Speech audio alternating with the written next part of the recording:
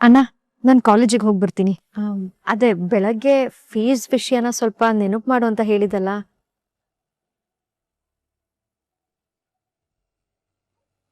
ಸಾರಿ ಸಂಗೀತ, college ಫೀಸ್ಗೆ ಅಂತ ಎತ್ತಿಟ್ಟಿದ್ದ ದುಡ್ಡನ್ನ hospital bill ಕಟ್ಟಬೇಕಾಗಿರೋ ಪರಿಸ್ಥಿತಿ ಬಂತು. ಅಲ್ಲ ರಾಘು, ಹಾಸ್ಪಿಟ್ಲ್ ಬಿಲ್ ಕಟ್ಲಿಕ್ಕೆ ಆಗದಷ್ಟು ಬಡತನ ಅವರಿಗೆ. ಬರ್ತನ ಅಂತಲ್ಲ ದೊಡ್ಡಪ್ಪ, ಗಾಬ್ರಿಲಿ ಮನೆಯಿಂದ ಹೊರಟೋರು ಅವ್ರು ಯಾರೂ ದುಡ್ಡು ತಂದಿಲ್ಲ. ಮಿಥುನ್ ಇಲ್ಲಿಂದ ಹೊರಟೋನು ಆನ್ಲೈನ್ ಪೇಮೆಂಟ್ ಮಾಡೋಕ್ಕಾಗಿಲ್ಲ, ಯಾಕಂದ್ರೆ ಅವ್ನ ಮೊಬೈಲ್ ಸ್ವಿಚ್ ಆಫ್ ಆಗಿತ್ತು. ಅದಕ್ಕೋಸ್ಕರ ನಾನೇ ಹಾಸ್ಪಿಟಲ್ ಬಿಲ್ ಕಟ್ಟಬೇಕಾಗಿರೋ ಪರಿಸ್ಥಿತಿ ಬಂತು. ಹಾಗಂತ ಸುಮ್ಮನಾಗ್ಬಿಟ್ರೆ ಇವಳು ಕಾಲೇಜ್ ಫೀಸ್ಗೆ ಏನ್ ಮಾಡ್ತೀಯ ರಾಘು? ಫೈನ್ ಕಟ್ಟಿ ಫೀಸ್ ಕಟ್ಟೋದಕ್ಕೆ ನಾಳೆವರೆಗೂ ಟೈಮ್ ಇದೆ. ಅಷ್ಟ್ರಲ್ಲಿ ನಾನು ದುಡ್ಡು ಅರೇಂಜ್ ಮಾಡ್ತೀನಿ, ನೀವು ಯಾರೂ ತಲೆ ಕೆಡ್ಸ್ಕೊಬೇಡಿ. ಸಂಗೀತ, ನೀನೇನೋ ಯೋಚನೆ ಮಾಡಬೇಡ, ಆರಾಮಾಗಿ ಕಾಲೇಜ್ಗೆ ಹೋಗ್ಬಿಡ್ಬಿಡು. ಸರಿ ಅಣ್ಣ. ಅಮ್ಮ, ಅಜ್ಜಿ, ದೊಡ್ಡಪ್ಪ, ನಾನು ಕಾಲೇಜಿಗೆ ಹೋಗಿ ಬರ್ತೀನಿ. ಒಳ್ಳೇದಮ್ಮ, ಹುಷಾರಾಗಿ ಹೋಗ್ಬಿಟ್ ಬಾ. ದೊಡ್ಡಪ್ಪ, ನಾನೊಂದು ಸ್ವಲ್ಪ ಫ್ರೆಶ್ ಅಪ್ ಆಗ್ಬಿಟ್ಟು ಬರ್ತೀನಿ. ಒಂದ್ ಕಡೆ ತಂಗಿ ಸಂಸಾರ ಶುರುವಾಗ್ಲಿಲ್ಲ ಅನ್ನೋ ಚಿಂತೆ, ಇನ್ನೊಂದ್ ಕಡೆ ಇನ್ನೊಬ್ಬ ತಂಗಿ ಫೀಸ್ ಕಟ್ಟಕ್ ಆಗ್ತಾ ಇಲ್ವಲ್ಲ ಅನ್ನೋ ಚಿಂತೆ. ಇದನ್ನೆಲ್ಲ ಅದ್ ಹೇಗ್ ನಿಭಾಯಿಸ್ತಾನೋ ಏನೋ, ಒಂದು ಗೊತ್ತಾಗ್ತಾ ಇಲ್ಲ. ಎಲ್ಲ ಸರಿ ಹೋಯ್ತು ಅನ್ನೋ ಅಷ್ಟರಲ್ಲಿ ಮತ್ತೆ ಸಮಸ್ಯೆಗಳು ಬರ್ತಾ ಇದ್ದಾವೆ. ಅದು ಏನಾಯ್ತೋ ಏನೋ ಅರ್ಥನೇ ಆಗ್ತಾ ಇಲ್ಲ. ರಾಯ್, ಬೇಗ ಮೀಟಿಂಗ್ ಅರೇಂಜ್ ಮಾಡು. ಆ ಡ್ರೈವರ್ ಕರೆಕ್ಟ್ ಟೈಮಿಗೆ ಇಲ್ಲಿರೋದಕ್ಕೆ ಹೇಳು. ನಾನು ರೆಡಿ ಆಗಿದ ತಕ್ಷಣ ಹೊರಡ್ಬೇಕು.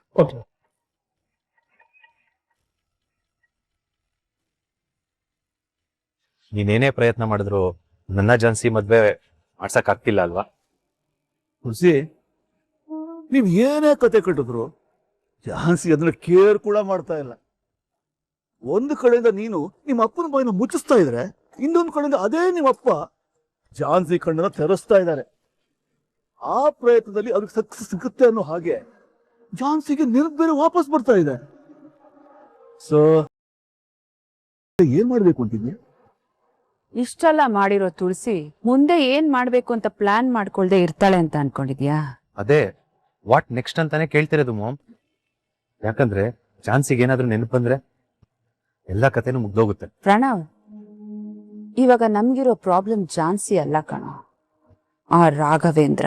ಅದೇ ಮಾಮ್ ನಾನು ಹೇಳ್ತಿರೋದು, ಈ ರಾಘು ಜಾನ್ಸಿ ಜೊತೆನೆ ಇದ್ದಾನೆ.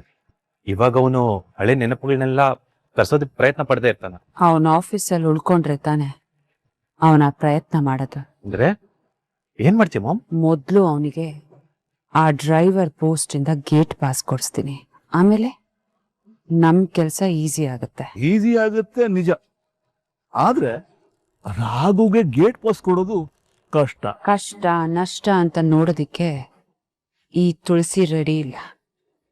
ಏನಾಗುತ್ತೆ ಅನ್ನೋದು ನಿನಗೆ ಗೊತ್ತಾಗುತ್ತೆ. Wait and watch.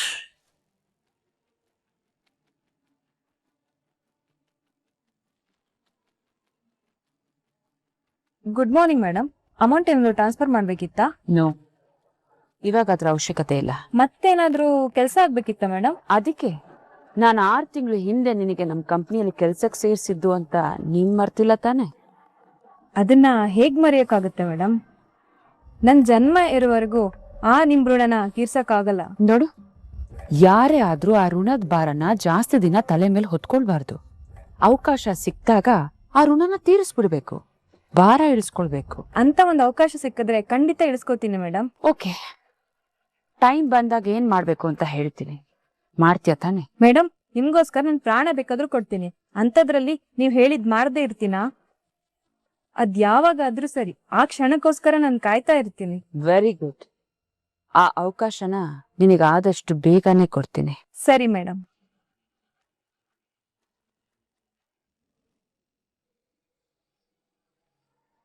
ರಾಮಾಚಾರಿ, ಆದಷ್ಟು ಬೇಗ ನಾಮಕರಣಕ್ಕೊಂದು ಒಳ್ಳೆ ಮುಹೂರ್ತ ನೋಡಪ್ಪ. ಈ ನೆಪ್ತಲ್ಲಾದ್ರೂ ಎಲ್ಲ ಒಟ್ಟಿಗೆ ಸೇರೋಣ ಅಂತ ಆಸೆ ಆಗ್ತಾ ಇದೆ. ಸರಿ ನೋಡತ್ತೀನಿ ತಡಿ. ಎಲ್ರೂ ಒಟ್ಟಿಗೆ ಸೇರೋದೇ ಒಂದ್ ಖುಷಿ, ಅದ್ರಲ್ಲೂ ಒಂದ್ ವಿಶೇಷವಾದ ಕಾರ್ಯಕ್ರಮಕ್ಕೆ ಸೇರೋದಿದೆಯಲ್ಲ, ಅದು ಸಂತೋಷನೇ ಬೇರೆ. ಅಮ್ಮ, ಇದೇ ತಿಂಗಳು 28ನೇ ತಾರೀಕು ತುಂಬಾ ಒಳ್ಳೆ ದಿನ ಇದೆ. ನೀವೆಲ್ಲ ಹೂ ಅಂದ್ರೆ ನಾವು ಅವತ್ತೇ ಇಟ್ಕೊಬಹುದು. ಆಗ್ಬೋದು ರಾಮಾಚಾರಿ, ಒಳ್ಳೆ ದಿನ ಅಂದ್ಮೇಲೆ ಅವತ್ತೇ ಫಿಕ್ಸ್ ಮಾಡ್ಬಿಡು. ಅಮ್ಮ, ನೀನೇನ್ ಹೇಳ್ತೀಯ? ಇದ್ರಲ್ಲಿ ಕೇಳೋದೇನಿದೆ? ನಮ್ ಚಾರು ಹೇಳ್ದಾಗೆ 28ನೇ ತಾರೀಕೆ ನಿಗದಿ ಮಾಡ್ಬಿಡಪ್ಪ. ಆಮೇಲೆ ಎಲ್ಲಾರನ್ನೂ ಕರೆಯೋಣ. ಅತ್ತಮ್ಮ, ಎಲ್ರನ್ನೂ ಕರೆದು ತುಂಬಾ ಗ್ರ್ಯಾಂಡ್ ಆಗಿ ಸೆಲೆಬ್ರೇಟ್ ಮಾಡೋಣ. ಮತ್ತೆ ನಮ್ ಪುಟಾಣಿ ನಾಮಕರಣ ಅಂದ್ರೆ ಎಲ್ಲಾರು ಬರ್ದೇ ಇರ್ತಾರ? ನಮ್ಮನೆ ಮಹಾಲಕ್ಷ್ಮಿ ದೆಸೆಯಿಂದನಾದ್ರೂ ಎಲ್ಲಾರು ಒಟ್ಟಿಗೆ ಸೇರೋಣ.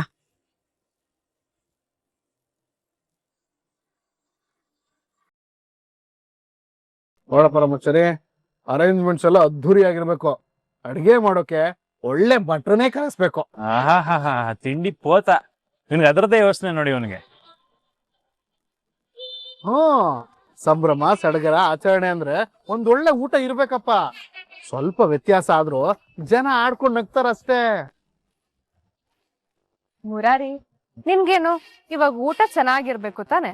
ಆದ್ರೆ ಇನ್ಚಾರ್ಜ್ ನೀನೇ ತಗೊಂಡ್ಬಿಡು. ಓ, ಹಾಗಿದ್ರೆ ಓಕೆ ಅದ್ಗೆ. ನನ್ಗೆ ಏನೇನ್ ಇಷ್ಟನೋ ಆ ಅಡ್ಗೆನೆ ಮಾಡ್ಸ್ಕೊಳ್ತೀನಿ. ಯಾಕಂದ್ರೆ ದುಡ್ಡು ಕೊಡೋದು ರಾಮಾಚಾರಿ ತಾನೆ. ರಾಮಚಾರಿ, ಈ ನಾಮಕರಣಕ್ಕೆ ನಮ್ ಸಂಬಂಧಿಕರು, ಬಂಧುಗಳು, ನಿನ್ ಸ್ನೇಹಿತರು, ಇವ್ ಸ್ನೇಹಿತರು ಎಲ್ಲಾರನ್ನೂ ಕರಿಬೇಕಪ್ಪ. ಹೌದಮ್ಮ, ಎಲ್ರು ಸೇರ್ದಾಗ್ಲೇ ಅಲ್ವಾ ಆ ಕಾರ್ಯಕ್ರಮಕ್ಕೆ ಒಂದ್ ಕಳೆ ಬರೋದು, ಅದು ಸಂಭ್ರಮ ಅನ್ಸ್ಕೊಳ್ಳೋದು.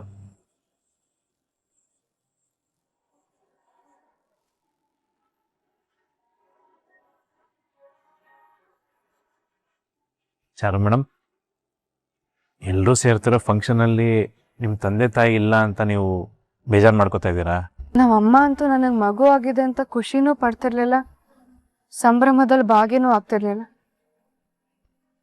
ನನ್ ಮಗುಗೆ ಸಂತೋಷವಾಗಿ ಆಶೀರ್ವಾದ ಮಾಡೋದಿಕ್ಕೆ ನಮ್ಮ ಅಪ್ಪನಾದ್ರೂ ಇದ್ದಿದ್ರೆ ನನ್ ಸಂಬಂಧಿಕರು, ಬಂಧು ಬಳಗ ಎಲ್ಲ ಇದ್ದಾಗ ಆಗ್ತಿತ್ತು. ಆದ್ರೆ ಏನ್ ಮಾಡೋದು, ಅವ್ರ ಜೈಲಲ್ಲಿರೋದ್ರಿಂದ ಬರಕ್ಕಾಗಲ್ವಲ್ಲ.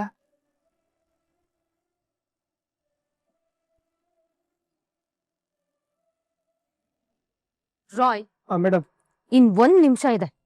ಅಷ್ಟಲ್ಲಿ ಅವ್ನ್ ಬರ್ಲಿಲ್ಲ ಅಂದ್ರೆ ಅವ್ನ್ಗೇನ್ ಕತೆ ಮಾಡ್ತೀನಿ ನೋಡ್ತಿರು.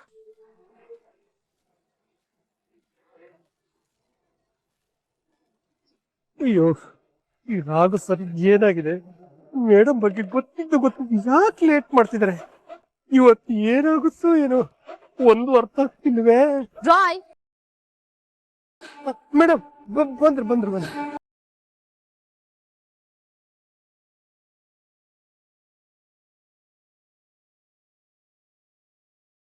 ಬ್ಯಾಡ್ ಮಾರ್ನಿಂಗ್. ಅದ್ ನಿನಗ್ ಮಾತ್ರ 2 ನಿಮಿಷ ಲೇಟ್. ಇದಕ್ ಪನಿಷ್ಮೆಂಟ್ ಹೆಂಗ್ ಗೊತ್ತಾ? ಮೇಡಮ್, 1 ನಿಮಿಷ. ಒಂದಲ್ಲ 2 ನಿಮಿಷ. ಟ್ರಾಫಿಕ್ ಇತ್ತು, ಪಂಚರ್ ಆಯ್ತು, ಪೆಟ್ರೋಲ್ ಖಾಲಿ ಆಯ್ತು, ಹಳ್ಳ ಇತ್ತು, ಹಂಪಿತ್ತು. ಇದ್ಯಾವ ರೀಸನ್ ಕೇಳೋದಕ್ಕೂ ನಾನ್ ರೆಡಿ ಇಲ್ಲ. 2 ನಿಮಿಷ ಲೇಟ್ ಆಗಿ ಬಂದಿರೋ ತಪ್ಪಿಗೆ. ಎಕ್ಸ್ಕ್ಯೂಸ್ ಮೀ ಮೇಡಮ್, ನಾನ್ ಲೇಟ್ ಅಲ್ಲ, ನಿಮ್ ವಾಚು 5 ನಿಮಿಷ ಫಾಸ್ಟ್. ಏನ ನನ್ ವಾಚ್ ಫಾಸ್ಟ್ ಅಂತ ಹೇಳ್ತಿದ್ಯಾ? ಹೌದು, ಬೇಕಿದ್ರೆ ನಿಮ್ ಸೆಲ್ ಫೋನ್ ಚೆಕ್ ಮಾಡಿ.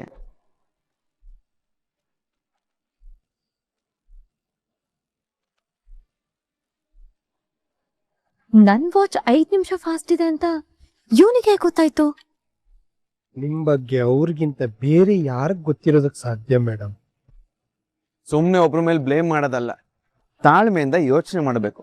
ಸತ್ಯ ಏನು ಅನ್ನೋದನ್ನ ಅರ್ಥ ಮಾಡ್ಕೋಬೇಕು. ಈ ಬೋಧನೆ ಕೇಳೋ ಮೂಡಿಲ್ಲ. ನನ್ ಮುಂದೆ ಹೇಳೋ ಪ್ರಯತ್ನನೂ ಮಾಡ್ಬೇಡ. ಸರಿ, ಹೊರಡೋಣವಾ? ನಾನ್ ಕರೆಕ್ಟ್ ಟೈಮ್ಗೆ ಹೊರಡೋದು. ಹಾಗೂ ಸರ್, ನೀವು ಸೂಪರ್. ನಿಜ ಹೇಳ್ಬೇಕಂದ್ರೆ ನೀವೊಂದ್ ರೀತಿ ಪಾದರಸ ಆಗ್ಬಿಟ್ಟಿದ್ದೀರಾ. ಮೇಡಮ್ ವೀಕ್ನೆಸ್ ನಿಮಗ್ ಗೊತ್ತಿರೋದ್ರಿಂದ ಸದ್ಯದ ಪರಿಸ್ಥಿತಿಲಿ ಅವರಿಂದ ನಿಮ್ಮನ್ನ ಏನು ಮಾಡಕ್ಕಾಗಲ್ಲ ಸರ್. ಹಾಗಂತ ನಾನ್ ಸುಮ್ನೆ ಇರಲ್ವೋ? ಹೇಗಾದ್ರೂ ಮಾಡಿ ನಿನ್ನ ಈ ಮನೆಯಿಂದ, ಜಾನ್ಸಿ ಲೈಫ್ ಇಂದ ಮತ್ತೆ ಓಡಿಸ್ತೀನಿ.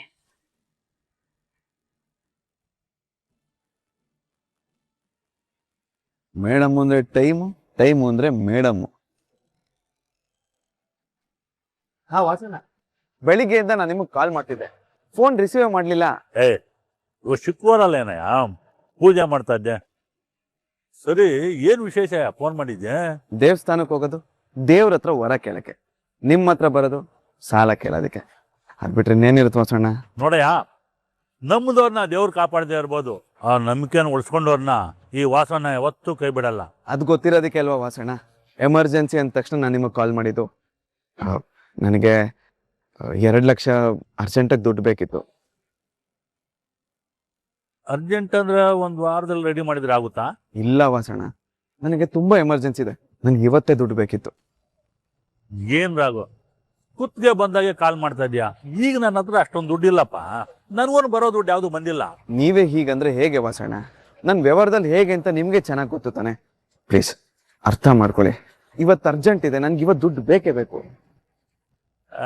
ಒಂದು ಕೆಲಸ ಮಾಡ್ತೀನಿ, ಬೇರೆ ಕಡೆ ರೆಡಿ ಮಾಡ್ತೀನಿ. ಅವ್ರ ಹತ್ರ ನಾನು ಕೊಟ್ಟಂಗೆ 3% ಅಲ್ಲಪ್ಪ ಬಡ್ಡಿ, 5% ನಡೀತದಾ? ಅಯ್ಯೋ ಪರವಾಗಿಲ್ಲ ವಾಸಣ್ಣ, ನೀವು ಬಡ್ಡಿ ಬಗ್ಗೆ ತಲೆನೇ ಕೆಡಿಸ್ಕೋಬೇಡಿ. ನನಗೆ ದುಡ್ಡು ಬೇಕು. ಪ್ಲೀಸ್ ಪ್ಲೀಸ್ ಅರೇಂಜ್ ಮಾಡ್ಕೊಡಿ. ಸರಿ, ದುಡ್ಡು ರೆಡಿ ಆಗಿದ ತಕ್ಷಣ ನಾನು ಫೋನ್ ಮಾಡ್ತೀನಿ, ಸರಿನಾ? ಸರಿ Vasanna, thank you.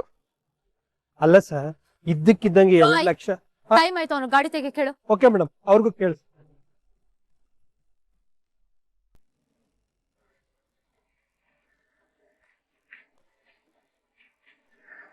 Hello madam. ನಿನ್ನ ಮೇಲಿರೋ ಋಣದ ಭಾರನ ತೀರ್ಸ್ಕೊಳ್ಳೋ ಟೈಮ್ ಬಂದಾಯ್ತು. ಹೇಳಿ ಮೇಡಮ್, ನಾನು ಏನ್ ಮಾಡ್ಬೇಕು ಅಂತ? ಇವಾಗ ನೀನು ನಮ್ ಕಂಪನಿಯಿಂದ ಒಬ್ಬನ ಕೆಲ್ಸದಿಂದ ತೆಗ್ದಾಕಕ್ಕೆ ಹೆಲ್ಪ್ ಮಾಡ್ಬೇಕು. ಖಂಡಿತ ಮಾಡ್ತೀನಿ ಮೇಡಮ್.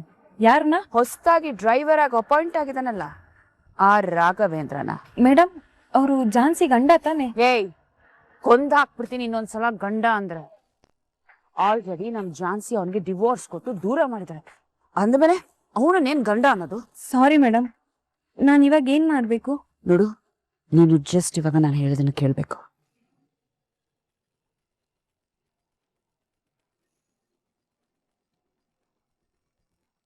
ಇಷ್ಟು ಮಾಡು ಸಾಕು. ಆಮೇಲೆ ಅವಳೇ ಅವನ ಕಚ್ಚಿಡ್ದು ಆಚೆ ದಪ್ತಾಳೆ. ಓಕೆ ಮೇಡಮ್, ನೀವು ಹೇಳ್ದಾಗೆ ಮಾಡ್ತೀನಿ. ಶಿಫಾಲಿ, ಯಾವುದೇ ಕಾರಣಕ್ಕೂ ನನ್ನ ಹೆಸರು ಹೊರಗಡೆ ಬರಬಾರ್ದು, ನೆನಪಿಟ್ಕೋ. Okay madam. ಏಯ್ ರಾಘವೇಂದ್ರ, ಈ ತುಳಸಿನ ಮೀರಿ ಇನ್ನ ನೀನು ಡ್ರೈವರ್ ಆಗಿರೋದು ಸಾಧ್ಯನೇ ಇಲ್ಲ. ಇವತ್ತೇ ನಿನ್ನ ಕೆಲ್ಸದ ಕೊನೆ ದಿನ. ನಿನ್ನ ಕೆಲ್ಸದ ಕತೆ ಕ್ಲೋಸ್. ಯಾಕೆ ರಾಘು ಸರ್, ಯಾರ ಹತ್ರನೂ ಎಷ್ಟು % ಬಡ್ಡಿ ಆದ್ರೂ ಪರವಾಗಿಲ್ಲ, ದುಡ್ಡು ಬೇಕು ಅಂತ ಕೇಳ್ತಾ ಇದ್ರಿ? ಏನಾದ್ರೂ ಸಮಸ್ಯೆನಾ? ಬಡ್ಡಿಗೆ ತಗೊಳ್ಳೋಷ್ಟು ಎಮರ್ಜೆನ್ಸಿದಾ? ಹೌದು ರಾಯ್, ತುಂಬಾ ಎಮರ್ಜೆನ್ಸಿ ಇದೆ. ಇವತ್ತು ಸಂಜೆ ಒಳಗೆ ನನ್ನ ತಂಗಿ ಕಾಲೇಜ್ ಫೀಸ್ ಕಟ್ಟಬೇಕು. ಎಷ್ಟು ಬೇಕು ಹೇಳಿ ಸರ್? 2,000, 3,000, 5,000? 2 ಲಕ್ಷ ರಾಯ್. 2 ಲಕ್ಷನಾ? ಅದು ನನ್ನ ಕೆಪಾಸಿಟಿ ಮೀರಿದ್ದು ಸರ್. ಸರ್, ನೆಕ್ಸ್ಟ್ ಮಂತ್ 10ರವರೆಗೂ ಕಾಯೋದಾದ್ರೆ ನಾನು ಸೇವಿಂಗ್ಸ್ ಅಂತ ಒಂದು ಚೀಟಿ ಹಾಕಿದ್ದೀನಿ, ಅದರಲ್ಲಿ ಎತ್ತು ಕೊಟ್ಬಿಡ್ತೀನಿ. ನೀನ್ ಕೊಡ್ತೀನಿ ಅಂತ ಹೇಳ್ದಲ್ಲ ರಾಯ್, ಅಷ್ಟು ಸಾಕ್ಬಿಡು. ಹೇಗಾದ್ರೂ ಮಾಡಿ ನಾನೇ ವ್ಯವಸ್ಥೆ ಮಾಡ್ಕೋತೀನಿ. ನನ್ನ ಹತ್ರ ಇಲ್ಲ, ಓಕೆ ಸರ್. ಆದ್ರೆ ಯಜಮಾನ್ರ ಹತ್ರ ಹೀಗಿದೆ ಅಂತ ಒಂದು ಮಾತು ಕೇಳಿದ್ರೆ ಕೊಡದೇ ಇರ್ತಾರ? ಅದು ನಿಮ್ಮ ವಿಷಯದಲ್ಲಿ. ಅವರು ಕೊಡ್ಬಹುದು ರಾಯ್, ಆದ್ರೆ ನನಗೆ ಕೇಳಕ್ ಇಷ್ಟ ಇಲ್ಲ. ಕೊನೆವರೆಗೂ ಈ ಪ್ರೀತಿ ವಿಶ್ವಾಸ ಉಳಿಬೇಕು ಅಂತಂದ್ರೆ ನಮ್ಮ ಹತ್ರದವ್ರ ಹತ್ರ ನಾವು ದುಡ್ಡುಗೋಸ್ಕರ ಕೈ ಚಾಚಬಾರ್ದು.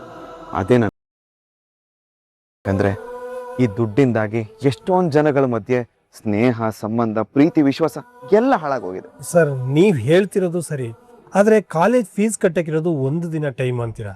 ಅಂಥದ್ರಲ್ಲಿ ನೀವು ಎಂಥದೇ ಟೈಮ್ ಇರ್ಲಿ ರಾಯ್, ಮನುಷ್ಯ ಯಾವ ಋಣಕ್ಕೆ ಬಿದ್ರೂ ಪರವಾಗಿಲ್ಲ, ಆದ್ರೆ ದುಡ್ಡಿನ ಋಣಕ್ಕೆ ಮಾತ್ರ ಬೀಳಬಾರ್ದು. ಒಂದು ಸಲ ಮೇಡಮ್ ದುಡ್ಡಿನ ಋಣಕ್ಕೆ ಬಿದ್ದು ಏನೇನೆಲ್ಲ ಆಯ್ತು ಅಂತ ನಿಮಗೂ ಗೊತ್ತು ತಾನೆ. ಮೇಲಾಗಿ ನಮ್ಮಂತ ಮಿಡಲ್ ಕ್ಲಾಸ್ನವ್ರಿಗೆ ಅಭಿಮಾನನೇ ಆಸ್ತಿ. ಆ ಆಸ್ತಿನ ಅಡಮಾನ ಇಡೋದಕ್ಕೆ ನನಗಿಷ್ಟ ಇಲ್ಲ ರಾಯ್. ಯಜಮಾನ್ರು ನಿಮ್ಮನ್ನ ಯಾಕೆ ಜೆಂಟಲ್ಮ್ಯಾನ್ ಅಂತ ಕರಿತಾ ಇದ್ರು? ಮೇಡಮ್ ನಿಮ್ಮಿಂದ ಯಾಕೆ ಬಂದ್ರು? ಆ ದೇವರು ಮೇಡಮ್ಗೆ ನಿಮ್ಮನ್ನ ಯಾಕೆ ಜೋಡಿ ಮಾಡ್ದ ಅಂತ ನನಗೆ ಇವಾಗ ಅರ್ಥ ಆಗ್ತಾ ಇದೆ ಸರ್. ಇವತ್ತು ನಿಮಗೆ ಪ್ರಾಬ್ಲಮ್ ಇರ್ಬೋದು, ಆದ್ರೆ ಅದು ಆದಷ್ಟು ಬೇಗ ಸರಿ ಹೋಗುತ್ತೆ. ಏನ್ ಸರಿ ಹೋಗುತ್ತೆ? ಮೇಡಮ್, ಅದು ತುಂಬಾ ಕವರ್ ಮಾಡೋದಕ್ಕೆ ಟ್ರೈ ಮಾಡ್ಬೇಡ.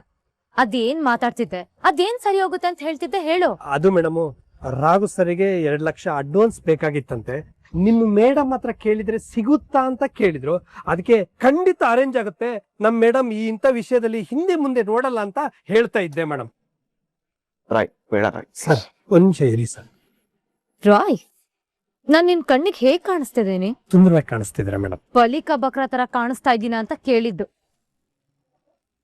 ಇವನ್ ಕೆಲ್ಸಕ್ ಸೇರಿರೋದೇ ಸಾಲ ತೀರ್ಸೋದಕ್ಕೆ, ಅದ್ರಲ್ಲಿ ಅಡ್ವಾನ್ಸ್ ಬೇರೆ ಕೇಳ್ತಿದಾನ? ಅದೆಲ್ಲ ಸಾಧ್ಯ ಇಲ್ಲ. ಮತ್ತೆ ಎಕ್ಸ್ಪೆಕ್ಟ್ ಕೂಡ ಮಾಡ್ದೆ ಬಾಯಿ ಮುಚ್ಕೊಂಡ್ ಕೆಲ್ಸ ಮಾಡಿ ನಮ್ ಸಾಲ ತೀರ್ಸೋದಕ್ಕೆ ಹೇಳು. ಏನ್ ರಾಯ್ ನೀನು, ನಾನು ಏನಾದರೂ ಮೇಡಮ್ ಹತ್ರ ಕೇಳು ಅಂತ ಹೇಳದ್ನಾ? ಬಟ್ ನೀವು ಈ ಥರ ಒದ್ದಾಡ್ತಿದ್ರಲ್ಲ ಅದಕ್ಕೆ ನಾನೇ ಕೇಳಿದೆ.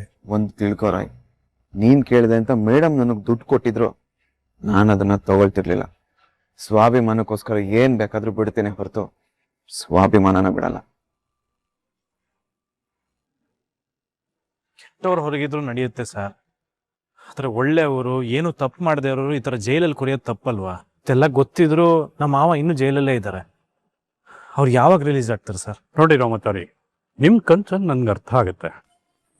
ಆದರೆ ಲೀಗಲ್ ಪ್ರೋಸೆಸ್ಸಲ್ಲಿ ಎಮೋಷನ್ ಆಧಾರದ ಮೇಲೆ ಏನು ನಡೆಯಲ್ವಲ್ಲ, ಹಾಗಾಗಿ ಸ್ವಲ್ಪ ಟೈಮ್ ತಗೊಳುತ್ತೆ. ಕೇಸ್ಗಳೆಲ್ಲ ಇತ್ಯರ್ಥ ಆಗಕ್ಕೆ ಇನ್ನೂ ಎಷ್ಟು ಟೈಮ್ ತಗೊಳುತ್ತೆ ಸರ್? ಜೈಶಂಕರ್ ಅವ್ರ ಮೇಲೆ ಇದ್ದ ಎಲ್ಲಾ ಕೇಸ್ಗಳು ವಿಚಾರಣೆಯಾಗಿ ಇತ್ಯರ್ಥ ಆಗಿದೆ.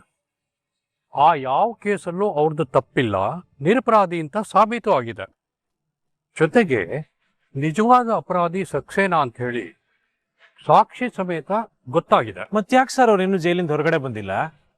ಅಲ್ಲ, ನಿರಪರಾಧಿನ್ ಗೊತ್ತಿದ್ರು ಅವ್ರನ್ನ ಜೈಲಲ್ಲಿ ಇಟ್ಕೊಳ್ಳೋದು ತಪ್ಪಲ್ವಾ? ಕಾನೂನಿಗೆ ಅದರದೇ ಆದಂಥ ಪ್ರೋಸೆಸ್ ಇರುತ್ತೆ, ಅದೆಲ್ಲ ಕಂಪ್ಲೀಟ್ ಆಗದೆ ಅವ್ರನ್ನ ರಿಲೀಸ್ ಮಾಡೋಕ್ಕಾಗಲ್ಲ. ಹಾಗಾದ್ರೆ ಈಗ ಪ್ರೋಸೆಸ್ ಎಲ್ಲ ಮುಗಿಯೋಕೆ ಇನ್ನೂ ಎಷ್ಟು ಟೈಮ್ ತಗೊಳುತ್ತೆ ಸರ್? ಆಲ್ರೆಡಿ ಎಲ್ಲ ಫೈನಲ್ ಸ್ಟೇಜಲ್ಲಿದೆ. ಈ ತಿಂಗಳು 27ನೇ ತಾರೀಕು ಅವ್ರು ಹೊರಗಡೆ ಬರ್ತಾರೆ. Thank you sir. ಯಾಕಂದ್ರೆ 28ಕ್ಕೆ ನನ್ನ ಮಗಳ ನಾಮಕರಣ ಇದೆ. ಸಂಭ್ರಮಕ್ಕೆ ಅವರು ಇದ್ರೆ ಒಂಥರ ಸಂತೋಷನೇ. ನನಗೆ ಸರ್ ಆ ಸಕ್ಸೇನಾ ಬಗ್ಗೆ ಏನಾದ್ರು ಸುಳ್ಳು ಸಿಗ್ತಾ? ಪೊಲೀಸ್ ಡಿಪಾರ್ಟ್ಮೆಂಟ್ ತುಂಬಾ ತಲೆ ಕೆಡಿಸ್ಕೊಂಡು ಅವ್ನು ಹುಡುಕ್ತಾ ಇದ್ದಾರೆ, ಅವ್ನು ಸಿಗ್ತಾ ಇಲ್ಲ. ನನಗನ್ಸುತ್ತೆ ಅವನೆಲ್ಲ ದೇಶ ಬಿಟ್ಟು ಹೋಗಿರ್ಬೇಕು ಅಂತ. ಅವನಿರೋ ಪರಿಸ್ಥಿತಿಲಿ ದೇಶ ಬಿಟ್ಟು ಹೋಗೋದ ಸುಲಭನಾ ಸರ್? ಅದು ನ್ಯಾಯವಾದ ಮಾರ್ಗದಲ್ಲಿ ಹೋಗ್ತೀನಿ ಅನ್ನೋರ್ಗೆ ಮಾತ್ರ ರಾಮಾಚಾರಿ ಅವರೇ. ಆದ್ರೆ ಕಳ್ಳ ಮಾರ್ಗದಲ್ಲಿ ಹೋಗ್ತೀನಿ ಅನ್ನೋರ್ಗೆ ಅವ್ರದೇ ಅದ್ದಾರಿಗಳು ಬೇಕಾದಷ್ಟು ಇರುತ್ತೆ. ಏನು ತಪ್ಪು ಮಾಡದೆ ನ್ಯಾಯದ ದಾರಿಲಿ ನಡೀತಿದ್ದೀನಿ ನಮ್ಮ ಮಾವ ಜೈಲಿಂದ ಬರೋದು ಕಷ್ಟ ಆಗ್ತಾ ಇದೆ. ಆದ್ರೆ ತಪ್ಪುಗಳನ್ನೇ ಮಾಡ್ಕೊಂಡು ಬಂದಿದ್ದ ಸಕ್ಸೇನಾ ಸುಲಭವಾಗಿ ಬೇರೆ ದೇಶಕ್ಕೆ ಹೋಗ್ತಾನೆ ಅನ್ನೋದಾದ್ರೆ ನಮ್ಮ ದೇಶ ಯಾವ ಸ್ಥಿತಿಗೆ ಬಂದು ನಿಂತಿದೆ ಸರ್? ಸರಿ ಸರ್, ಸರ್ ದಯವಿಟ್ಟು ಆದಷ್ಟು ಬೇಗ ಪ್ರೋಸೆಸ್ ಮಾಡಿ ಸರ್. 27ನೇ ತಾರೀಕು ಖಂಡಿತ ರಿಲೀಸ್ ಆಗ್ತಾರೆ. Thank you.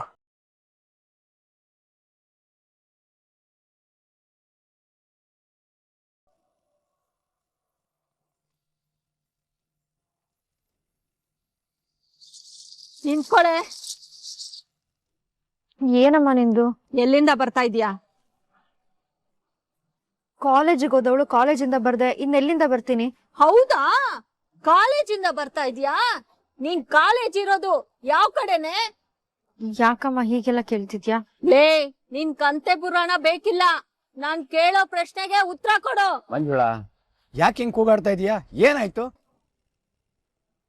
ಅವಳು ಎಲ್ಲಿಂದ ಬರ್ತಿದ್ದಾಳೆ ಕೇಳಿ ಬಾವಾ. ಇನ್ನೆಲ್ಲಿಂದ? ಕಾಲೇಜಿಂದ. ಬರ್ತಿದ್ಯಾ? ಕಾಲೇಜಿಂದ ಮತ್ತೆ ಸುಳ್ಳು ಬೊಗಳ್ತಿದ್ಯಾ? ನಿಮ್ ಕಾಲೇಜ್ ಯಾವಾಗ್ಲೇ ವಿಶ್ವೇಶ್ವರಯ್ಯ ಪಾರ್ಕ್ ಬಂತು?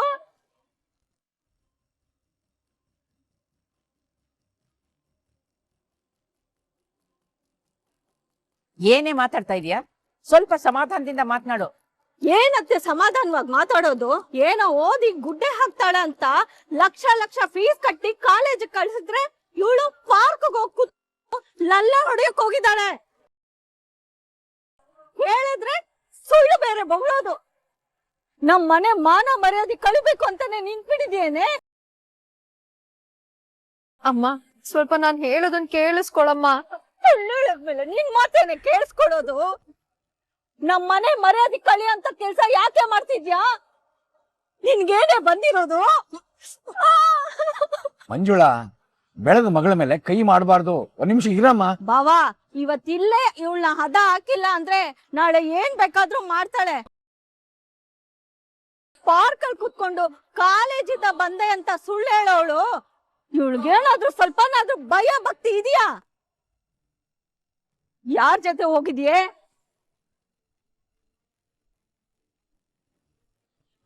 ಏನೇ ಓದೋದನ್ನ ಬಿಟ್ಟು ಲವ್ ಗಿವ್ ಅಂತ ಓಡಾಡ್ತಿದ್ಯಾ?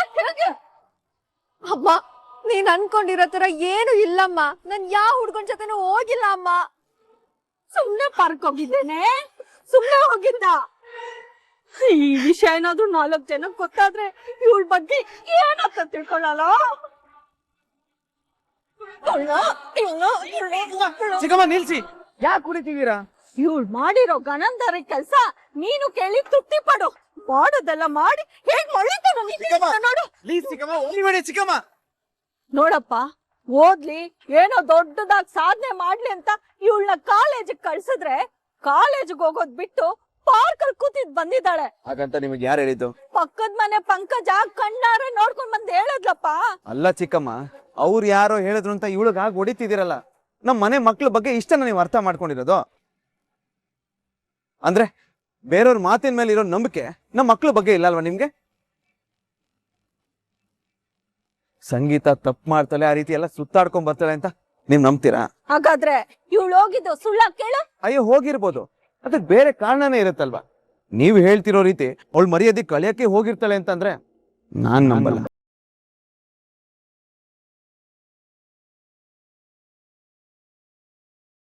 ಸಂಗೀತ ತಪ್ಪು ಮಾಡೋದಕ್ಕೆ ಚಾನ್ಸೇ ಇಲ್ಲ.